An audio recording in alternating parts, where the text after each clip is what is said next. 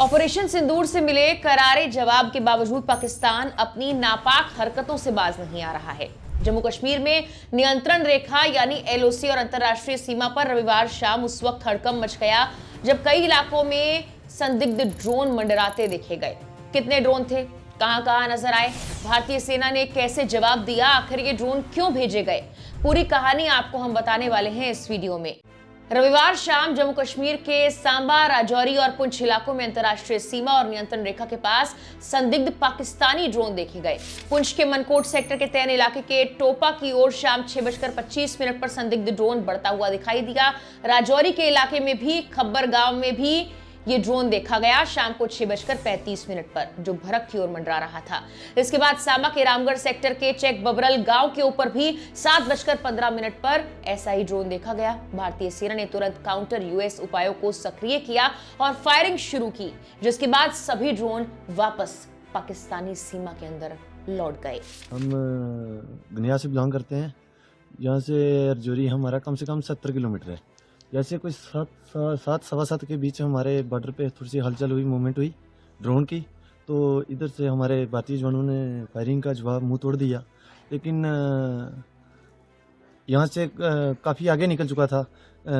जैसे भी इन्होंने कोशिश पूरी की, लेकिन ड्रोन हुआ कि नहीं हुआ वो हमें नहीं पता, लेकिन फायरिंग बहुत हुआ। जी। तो कहाँ कौन से एरिया में ये फायरिंग? जंगल, ये सर जंगल से लेके कलाल तक बराबर सेक्टर में बराबर ही गोलाबारी हुई। अच्छा, ये लंगर और ये गनिया में तकरीबन यहाँ से तो गुजरा है। तो आपने क्या देखा जब फायरिंग हो रही थी, लगातार हो रही थी? हाँ, जब ड्रोन यहाँ से निकला ही फायरिंग बराबर पूरे बॉर्डर से बराबर फायरिंग हो रही थी। यहाँ ड्रोन कितने देखा गया आपकी तरफ? 7:28 हुए थे। आपने देखा? जी हाँ जी। कौन से एरिया में देखा? सर गनिया के। अच्छा जी। फिर यहाँ से वापस क्या आगे गया? सर आगे चला गया। अच्छा जी। तो किस तरह से हमारी सेना जो है अलर्ट है? हमारी सेना ने मुंह तोड़ जवाब दिया, अलर्ट है बिल्कुल बॉर्डर पे। हम सेना का शुक्रिया अदा करते हैं कि हम उनके सहारे यहाँ पे बैठे हुए हैं। पीटीआई ने अधिकारियों के हवाले से बताया कि सभी उड़ने वाली चीजें पाकिस्तान की तरफ से आई और कुछ मिनट तक वहां मंडराने के बाद वापस लौट गई। संदिग्ध गतिविधि के बाद आगे के इलाकों में सुरक्षा बलों ने तलाशी अभियान शुरू कर दिया। रिपोर्ट्स के मुताबिक नियंत्रण रेखा के नौशेरा सेक्टर में सेना के जवानों ने शाम करीब 6:35 पर गनिया कलसिया गांव के ऊपर ड्रोन दिखने पर हल्की और मध्यम मशीन गनों से फायरिंग भी की है। ड्रोन की गतिविधि से पहले खुफिया एजेंसियों ने जम्मू के बाहरी इलाके कनाचक में सैटेलाइट फोन से हो रहे संचार को इंटरसेप्ट किया था। अंतर्राष्ट्रीय सीमा से महज 1 किलोमीटर दूर कनाचक इलाके में आतंकवादियों द्वारा सैटेलाइट फोन का इस्तेमाल हुआ था। सेना, पुलिस के विशेष अभियान समूह एसओजी, बीएसएफ और सीआरपीएफ ने मिलकर पूरे इलाके में घेराबंदी की। कनाचक पहले भी आतंकवादियों के घुसपैठ मार्ग के तौर पर इस्तेमाल किया जाता रहा है। सुरक्षा एजेंसियों को इनपुट मिला है कि जम्मू संभाग और ऊंचे पहाड़ी इलाकों में करीब 30 से 35 आतंकवादी सक्रिय हैं। पुंछ, राजौरी, सांबा और जम्मू के सीमावर्ती गांवों में तलाशी अभियान तेज कर दिया गया। ड्रोन के जरिए हथियार या नशीले पदार्थों की तस्करी की आशंका को देखते हुए सुरक्षा बलों को 24 घंटे अलर्ट पर रहने के निर्देश दिए गए हैं। इधर पाकिस्तान स्थित आतंकी संगठन जैश ए मोहम्मद के सरगना मसूद अजहर की ओर से जारी धमकी भरे ऑडियो संदेश के बाद सुरक्षा एजेंसियां और सतर्क हो गई हैं। इस मजमे में अल्लाह के वो फिदाई मौजूद हैं जो रात के 3 बजे उठ के सिर्फ अल्लाह से शहादत मांगते हैं। ना ये कहते हैं कि कर्जे उतर जाएं, ना ये कहते हैं कि बीवी मिल जाए, ना ये कहते हैं मकान मिल जाए, ना ये कहते हैं दुकान मिल जाए।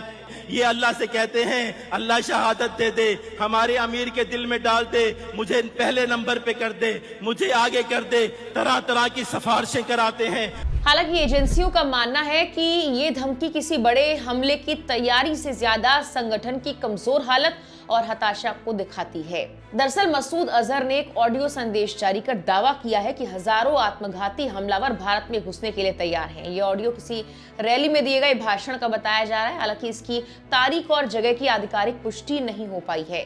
संदेश के जरिए दहशत फैलाने की कोशिश की गई है। सुरक्षा एजेंसियों का कहना है कि हाल के वक्त में जैश ए मोहम्मद की ताकत काफी कमजोर हुई है, आतंकी नेटवर्क को भारी नुकसान पहुंचा है और संगठन बिखराव की स्थिति में है। ऐसे में मसूद अजहर का ये ऑडियो अपने लड़खड़ाते संगठन में जान फूंकने की कोशिश माना जा रहा है और अभी तो ये पुष्टि भी नहीं है कि ये हाल का है भी या फिर नहीं। ड्रोन घुसपैठ की खबर मिलते ही जम्मू कश्मीर में सुरक्षा बलों को वैसे भी हाई अलर्ट पर रखा गया है। सेना, पुलिस और अन्य एजेंसियों ने मिलकर संभावित ड्रॉप जोन में व्यापक सर्च ऑपरेशन भी शुरू कर दिया था। आशंका जाहिर की जा रही थी कि ये ड्रोन हथियार या नशीले पदार्थ गिराने के इरादे से भेजे गए, जैसा कि पहले भी कई बार सामने आ चुका है। सेना इस बात की जांच कर रही है कि क्या किसी ड्रोन ने भारतीय इलाके में हथियार या ड्रग्स की खेप गिराई है। गौरतलब है कि इससे एक दिन पहले ही पीओके से भी एक ड्रोन ने सांबा सेक्टर में हथियारों की खेप गिराई थी, जिसमें पिस्टल, मैगजीन, गोलियां और एक ग्रेनेड बरामद हुआ था। पाकिस्तान अक्सर ड्रोन के जरिए हथियार और ड्रग्स भेजने की फिराक में रहता है। हाल ही में सांबा में घगवाल इलाके में बड़ी साजिश नाकाम की गई थी, जहां पालोरा गांव के पास ड्रोन के जरिए हथियारों का जखीरा गिराया गया था। उस दौरान सुरक्षा बलों ने 2 पिस्तौल, ग्रेनेड और मैगजीन बरामद की थी और इसके बाद से सुरक्षा बल और एक्टिव हो गए थे। अब एजेंसियां पुरानी और नई घटनाओं को जोड़कर भी जांच कर रही है और सीमा पर निगरानी को और कड़ी कर दिया गया है। फिलहाल के लिए इस वीडियो में इतना ही।